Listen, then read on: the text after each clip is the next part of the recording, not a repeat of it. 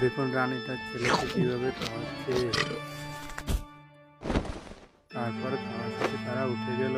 কাজের ব্যাগে তাদের খাবার বাকিটুকু নিয়ে গেল এবং একটি পুরোনো বস্তায় করে নিয়ে গেল। এটি দেখে ফেলল রানীর ছেলেটি।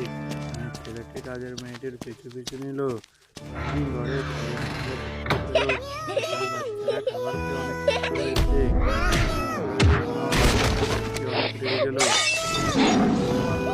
তারপর তারা উভয়ে কান্না শুরু করলো। তাদের কান্না দেখে রানীর ছেলেটির অনেক খারাপ লাগলো। সে বাড়িতে ফিরে গেল, রাজমহলে ফিরে গেল।